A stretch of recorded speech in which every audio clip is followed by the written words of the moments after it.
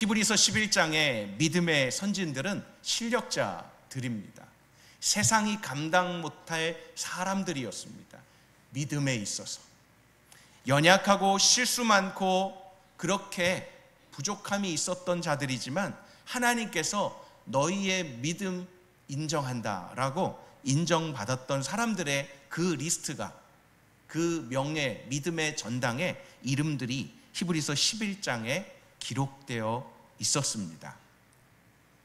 지금을 살아가고 있는 저와 여러분이 어떤 믿음의 삶을 살아가야 할지 이제 12장을 시작하며 함께 돌아보고 믿음의 삶을 어떻게 살아내야 하는가와 어떻게 실력을 키워야 할지에 대해서 함께 살펴보고자 합니다. 쉽지 않은 경주자의 삶입니다. 그런데 감사한 거는요, 혼자가 아니라는 것입니다. 믿음의 경주에 페이스메이커가 있습니다.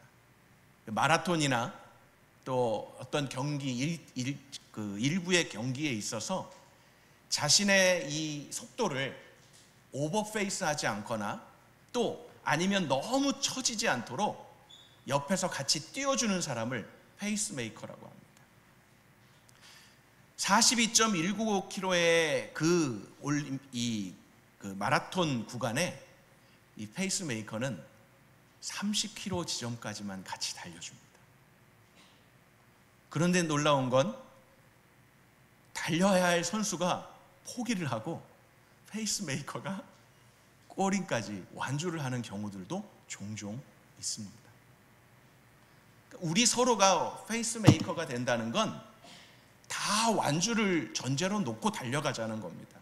믿음의 경주에 있어서는 중간에 낙오되지 않고 너무 오버 스피드로 막 나가서 쉽게 탈진되는 일이 없도록 서로가 함께 격려하며 달려가기 원합니다. 그래서 오늘 1절부터 4절까지를 먼저 보면 우리에게 구름같이 둘러싼 많은 증인들 앞에서 이 신앙의 경주를 성실하게 경주하라는 권면의 말씀을 하고 있습니다. 믿음의 경주자들이 명심해야 할 세 가지를 알려줍니다. 버려야 할 것, 잊지 말아야 할 것, 그리고 바라보아야 할 대상이 누구인가입니다. 오늘 본문 1절과 2절을 함께 다시 한번 읽어보겠습니다. 시작. 이와 같이 우리를 둘러싼 구름같이 많은 증인들이 있으니 모든 짐과 얽매이기 쉬운 죄를 벗어버리고 인내로서 우리 앞에 놓인 경주를 합시다. 믿음의 창시자요 완성자신 예수를 바라봅시다. 그는 자기 앞에 놓여있는 기쁨을 위해 부끄러움을 개의치 않으시고 십자가를 참으셨습니다. 그래서 그는 하나님의 보좌 오른편에 앉게 되셨습니다. 아멘. 1절과 2절에 걸쳐서 주 동사가 무엇으로 보이십니까? 주 동사는 경주하다라는 것입니다.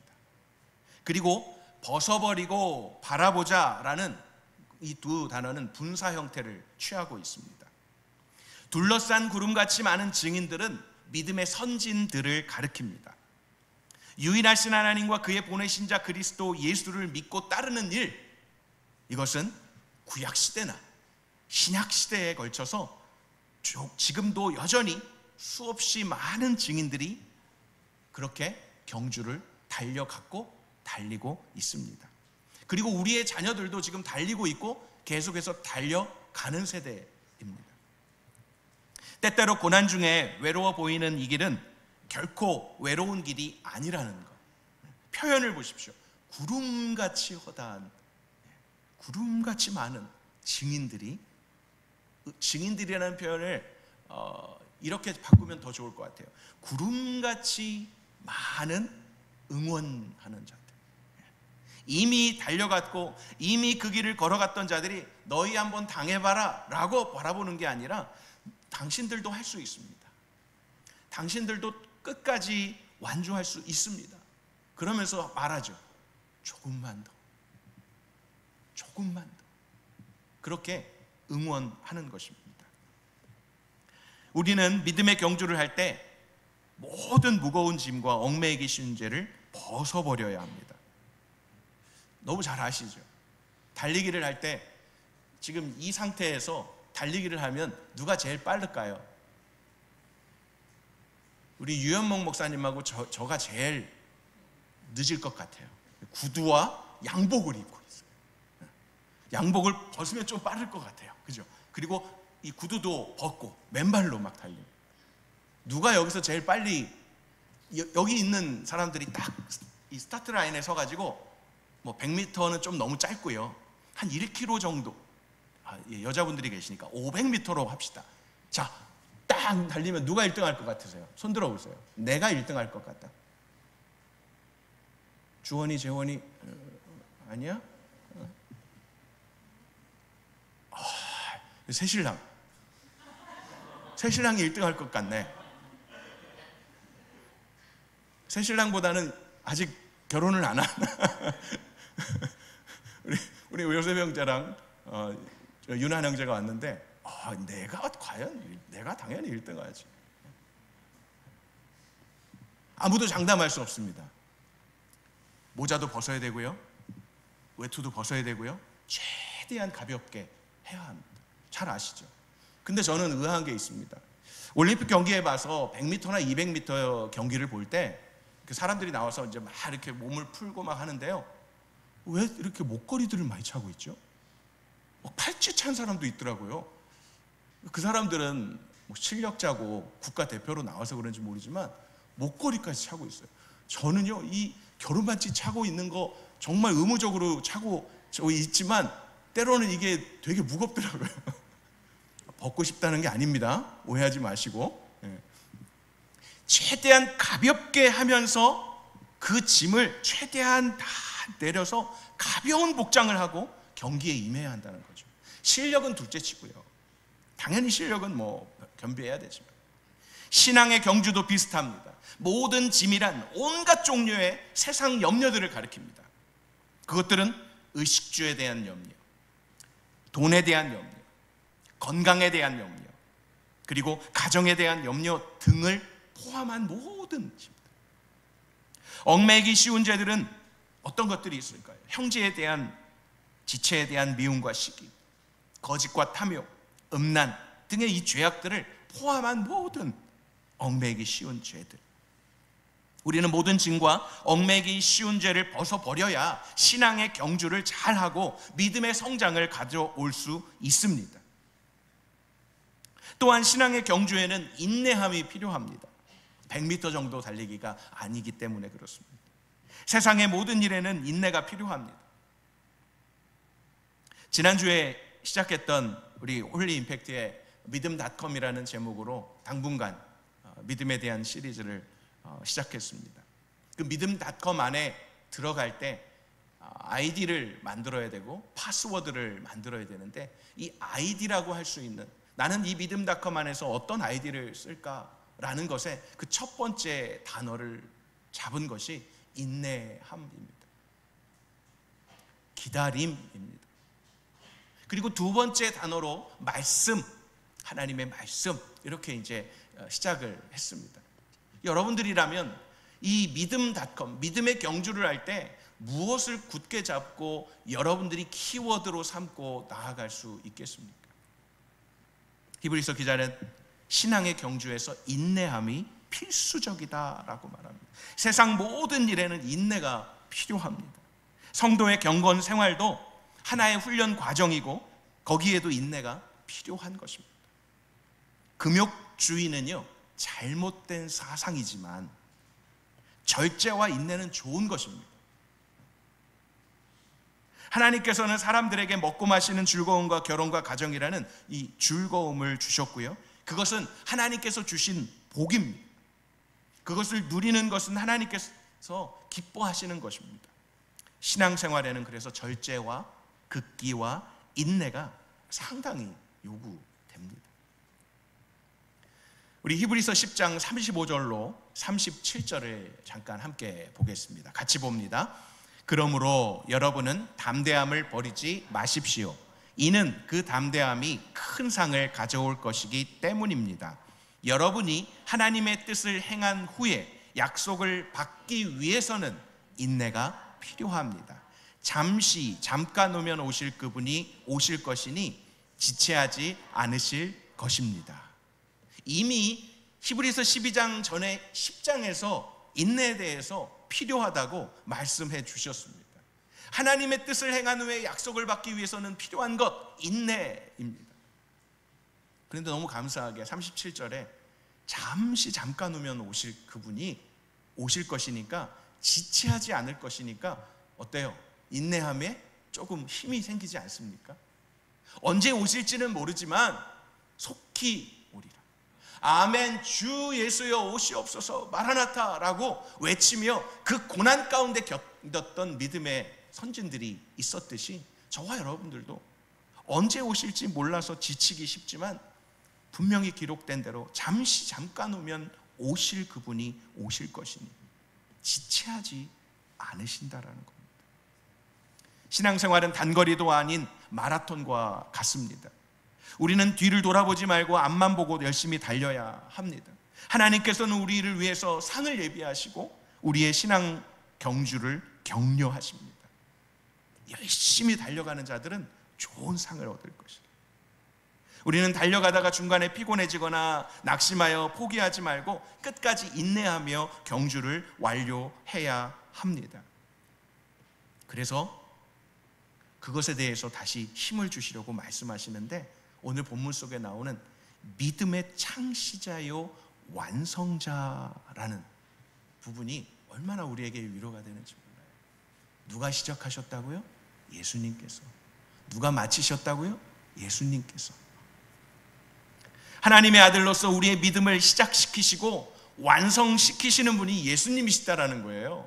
내가 끝까지 견디고 내가 견디고 내가 막 그거를 달려가고 하는 나 이러면요 힘만 더 들어가요. 예수님이 시작하셨고 예수님이 완성시키신다. 단어는 좋지 않지만 저는 이 신학적인 단어 중에 이 단어를 좀 좋아합니다.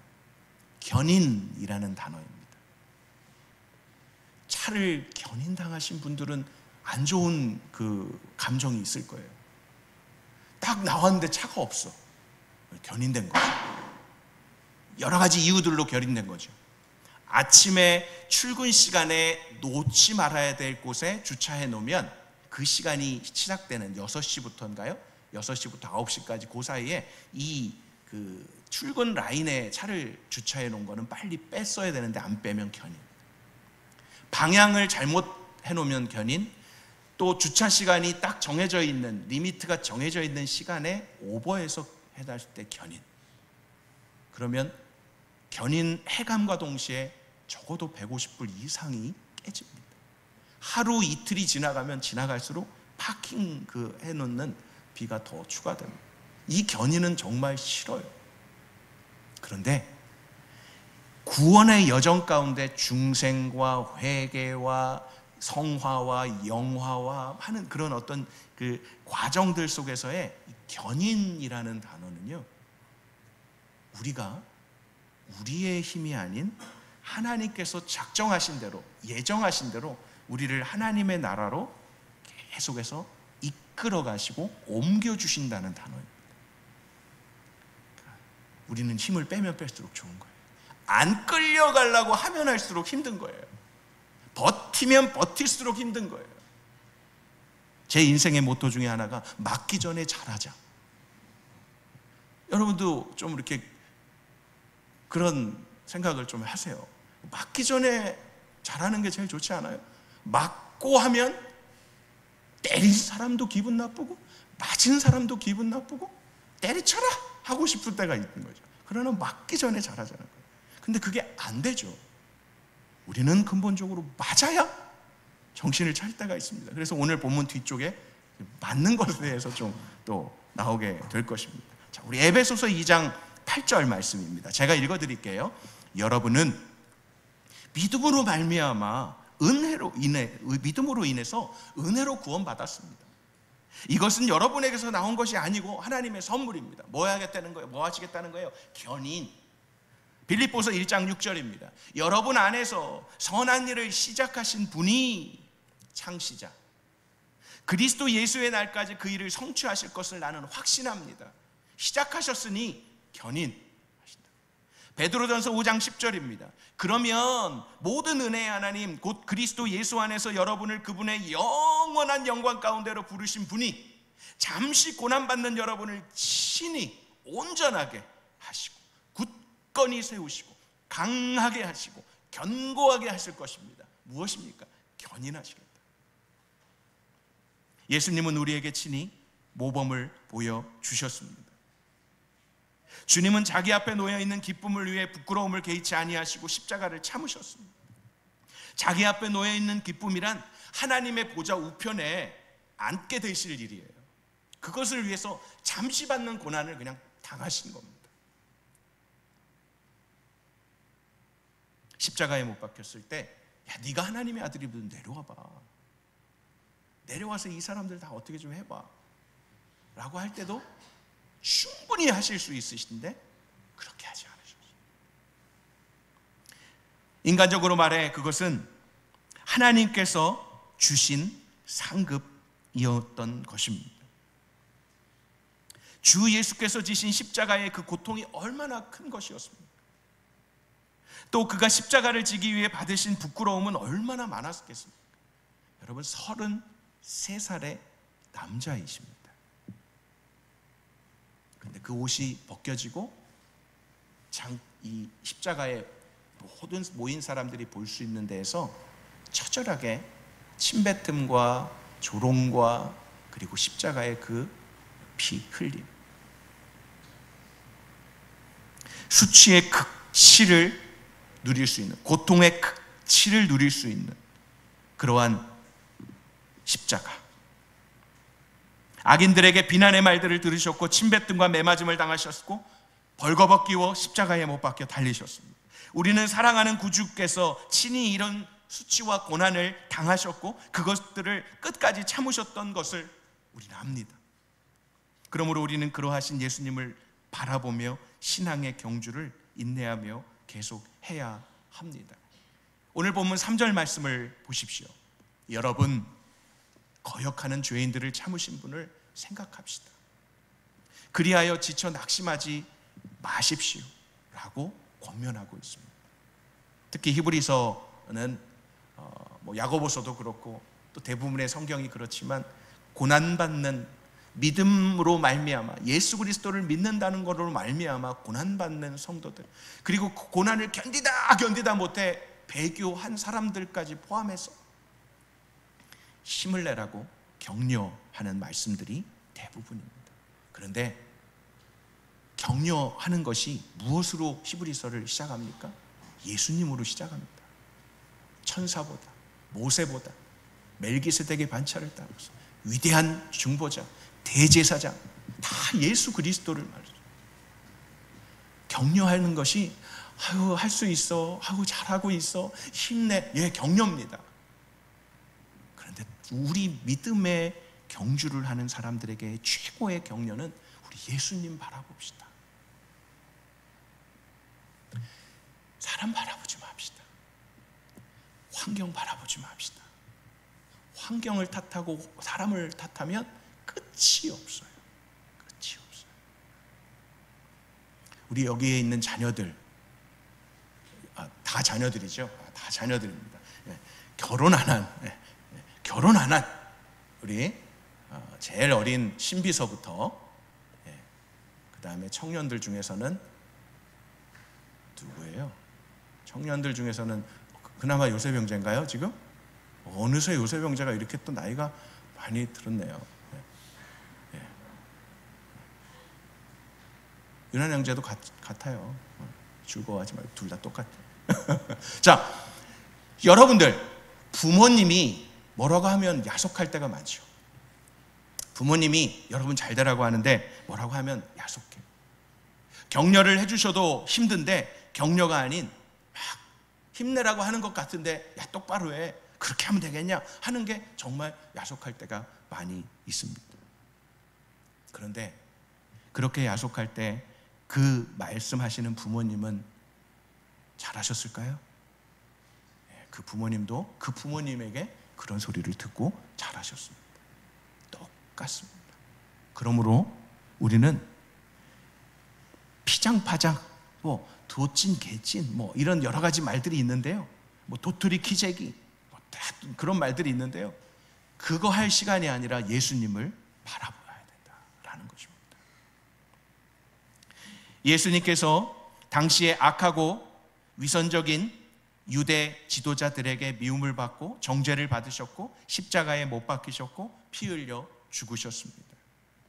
예수님을 바라보아야 하는 까닭은 지쳐 낙심하지 않기 위해서 자기에게 거역한 죄인들을 참으신 분을 생각하는 것이 필요하기 때문입니다.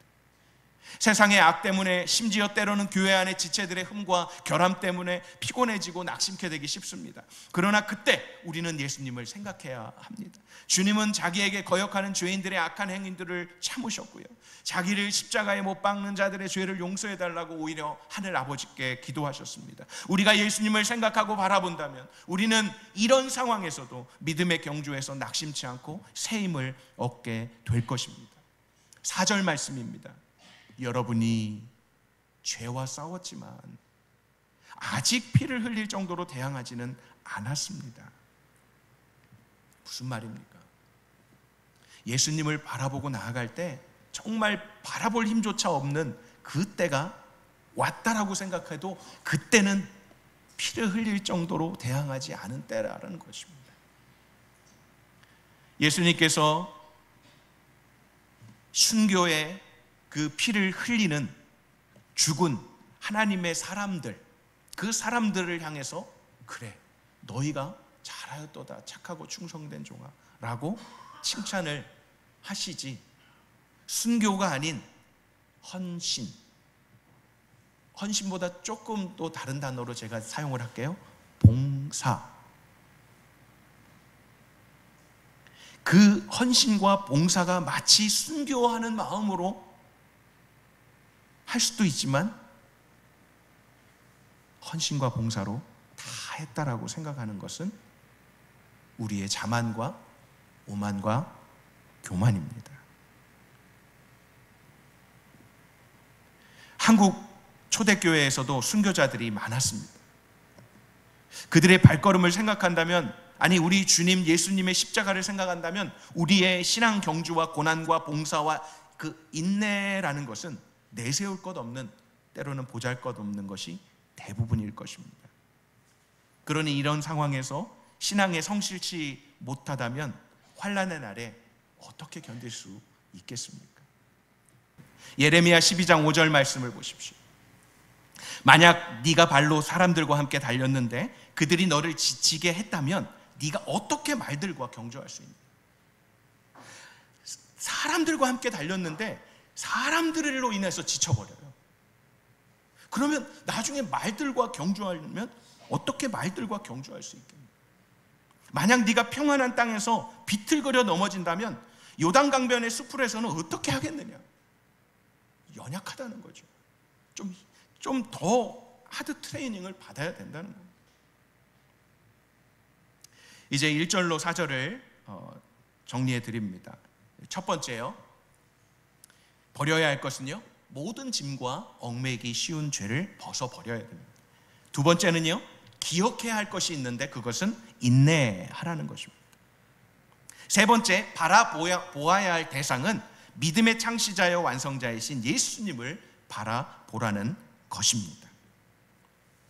그러므로 예수님을 바라볼 때 우리는 신앙생활의 과정에서 당하는 고난을 더 잘 견딜 수 있을 것입니다. 표본을요, 자기 자신으로 삼지 마시고요, 표본을요 주변에 있는 사람으로 삼지 마십시오. 아유, 저 사람도 저런 고난을 당하는데 나야 뭐 이러면서 위로받을 수도 있고, 저 사람이 고난 받는 것보다 내가 더 고난이 더 심한 것 같아 하면서 또 불평하고, 그게 아니라는 거죠. 예수님을 바라보면서. 예수님. 자, 이제 5절로 11절까지의 말씀을 보겠습니다. 시작하면서 좀 그 용어를 정리하겠습니다.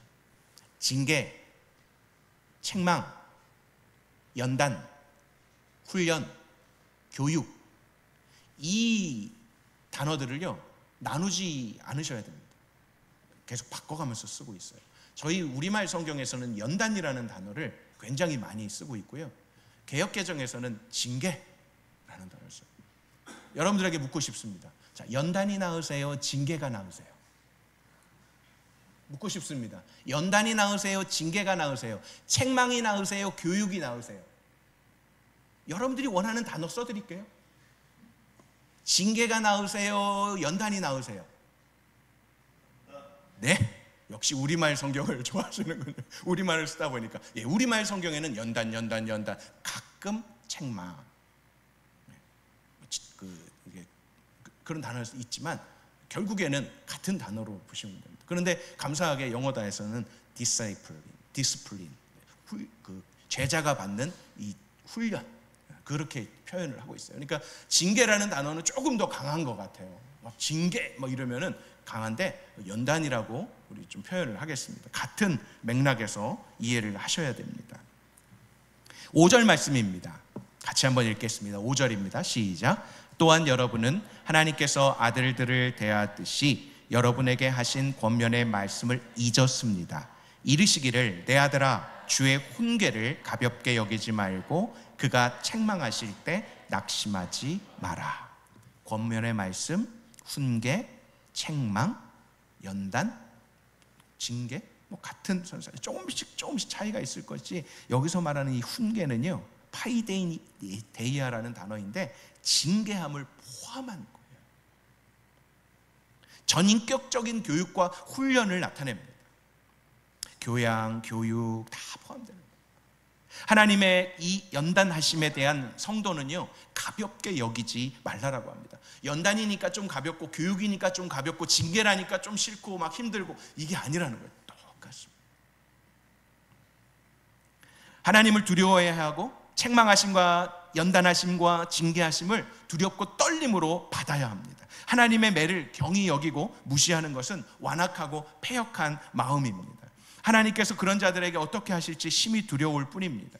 6절로 8절까지를 제가 읽어드립니다. 오늘 본문입니다. 6절로 8절. 주께서는 사랑하시는 사람을 연단하시고 아들로 받으신 사람들마다 채찍질 하신다 라고 하셨습니다. 이게 잠언 3장 11절과 12절 말씀이에요. 7절, 연단을 견뎌내십시오. 하나님께서는 여러분을 아들들같이 대하십니다. 아버지가 연단하지 않는 아들이 어디 있습니까? 아들이 받는 모든 연단을 여러분이 받지 않는다면 여러분은 사생자며 아들이 아닙니다. 너무 심하게 얘기하죠. 아들이고 아들이기 때문에 연단하고 채찍질하고 그리고 징계하고 훈련한다라는 거. 성도가 하나님의 징계를 받을 때 낙심하지 말아야 할 이유, 바로 이것입니다. 주께서는 그 사랑하시는 자들을 연단하시기 때문에.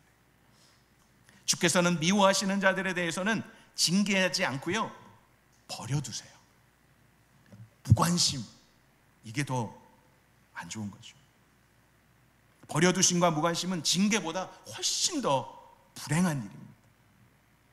사랑하는 우리 꿈땅으로부터 파워웨이브와 호림의 자녀들, 여러분들 부모님으로부터 연단이나 훈련, 징계, 채찍 그러면 뉴질랜드는 안 되죠. 아무튼 책망 이런 거 받을 때 여러분들 감사합니다 라고 받아야 돼요.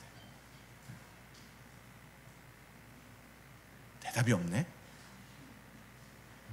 바로 신고하려고? 그러지 마. 하나님의 징계하심은 하나님께서 우리를 아들들같이 대우하시는 증거예요. 아버지는 아들들을 징계한다는, 좋은 아버지일수록 자녀들에 대해서 성실히 징계합니다. 그러므로 징계가, 연단이 하나님께서 우리를 아들로 대우하시는 것이므로 우리는 낙심치 말아야 합니다. 연단, 징계는 다 받는 것입니다. 하나님의 연단은 모든 성도들에게 보편적입니다. 아버지는 자기 자녀들을 바른 교훈과 책망과 징계로 교육합니다. 그러나 자기 자녀가 아닌 자들에 대해서는 그렇지 않습니다. 내가 상관할 바 아니야 라고 하면 자녀가 아닌 거죠. 하나님께서는 당신의 참 자녀들에게 대해서는 징계하십니다. 그러므로 만일 우리에게 하나님의 징계가 없다면 우리는 사생자, 참 아들이 아니다라고 히브리서 기자는 말하고 있습니다. 하나님의 자녀된 증거는 연단이다. 그래서 연단받는 그 과정들을 겪고 있는 그러한 순간에는 이게 귀에 안 들어와요. 오히려 더 아버지라면 왜 이렇게 나한테 고통을 주십니까? 라고 항변하고 싶죠. 이해도 안 되고 받아들이고도 싶지 않아요. 아버지라면 빨리 내가 고통받지 않도록, 내가 힘들지 않도록 해결해 줘야 될 거 아니에요? 라고 말하고 싶은 게 우리의 모습입니다. 우리 9절로 10절 말씀을 같이 한번 읽어보겠습니다. 9절 10절 오늘 본문입니다. 함께요. 우리는 우리를 연단하는 육신의 아버지를 모시고 그분들을 존경합니다. 그러니 우리가 모든 영의 아버지께 더욱 복종하며 살아야 하지 않겠습니까? 육신의 아버지는 자기가 좋다고 생각하는 대로 우리를 잠시 연단하지만 영의 아버지께서는 우리의 유익을 위해 그분의 거룩하심에 참여하도록 연단하십니다. 9절과 10절에 계속해서 연단이라는 단어를 반복해 사용하고 있습니다. 필수적이라는 겁니다.